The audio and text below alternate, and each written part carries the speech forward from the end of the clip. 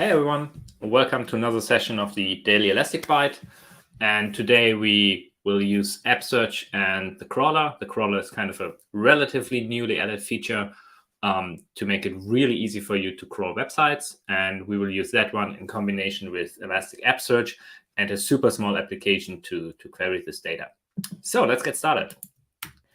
One thing I already did was adding a new cluster. You see, I just created the one with the version released yesterday. And that's a small cluster, which consists of Elasticsearch, Kibana, the integration server, and the enterprise server. And that's the one we're going to take a look at now. So before we do anything else, let's take a look at enterprise search and open app search.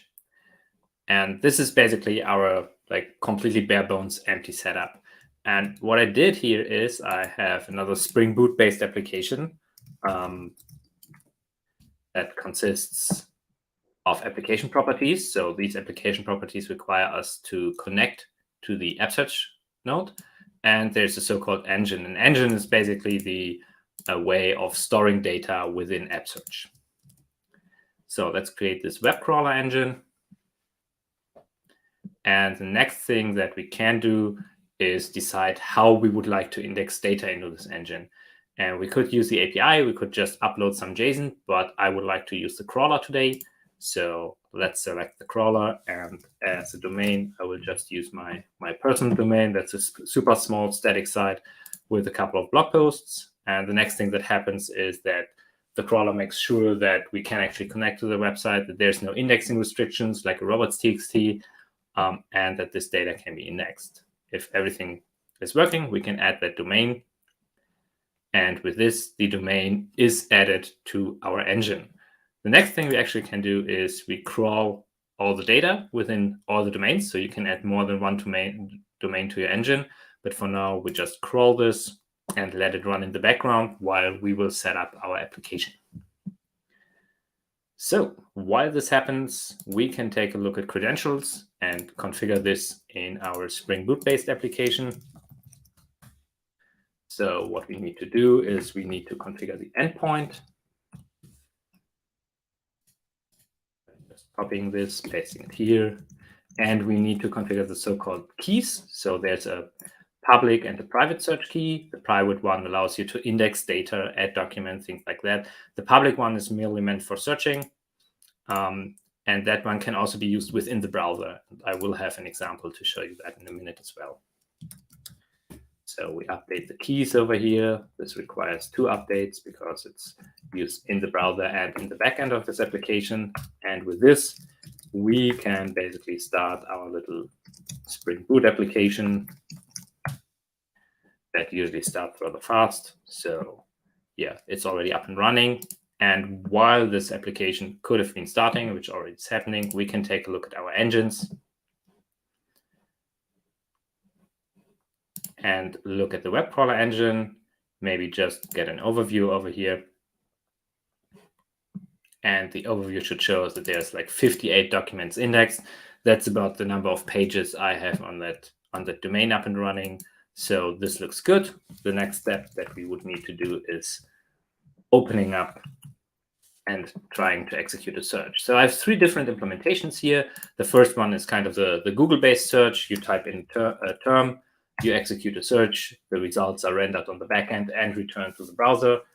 It also means that there's a URL that you can pretty much reuse, like the famous query parameter, like on a Google search. We could now visit one of those links. All of this is coming directly from App Search.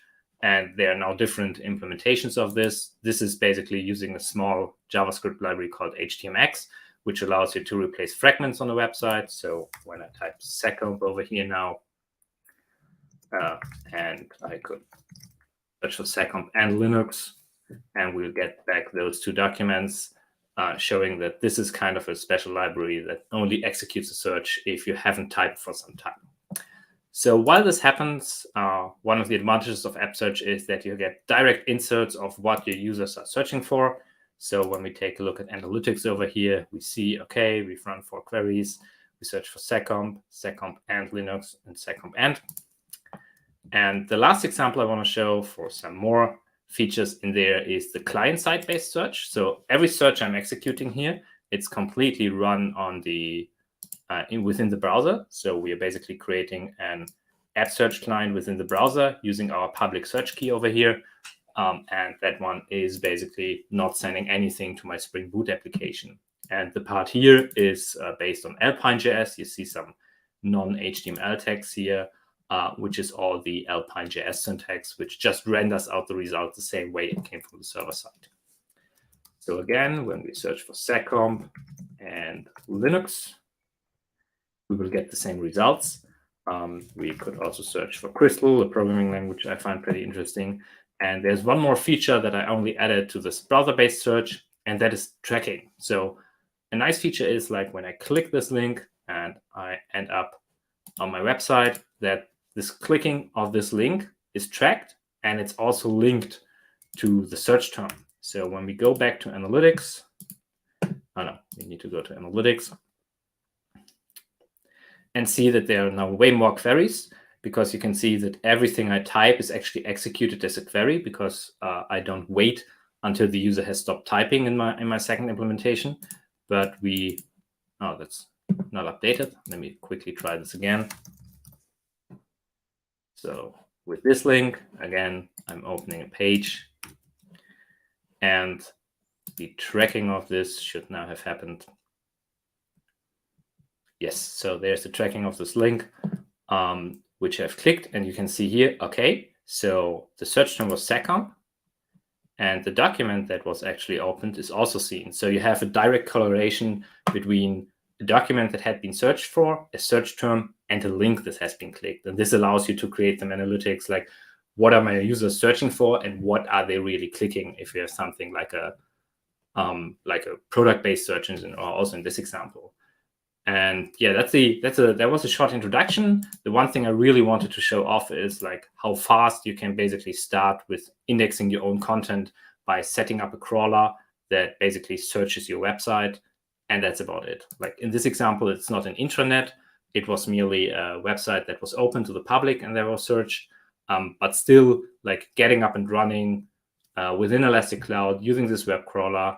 And also, like one more new feature is that you don't have a dedicated UI to configure all of this. All of this is now within Kibana. It is really quick and up and running. And if you want to try out this yourself, I basically have a whole GitHub repository under Spring Boot App Search, which also contains the Terraform file to bring up the cluster. It's rather short. And the whole Spring Boot application to see if everything is running. And there's also a how to get there to follow those steps if you want. Okay, that's it. That was our introduction of today. If you want to know more, feel free to ping us in the forum or ping me on Twitter. Take a look, try it out, and see you tomorrow.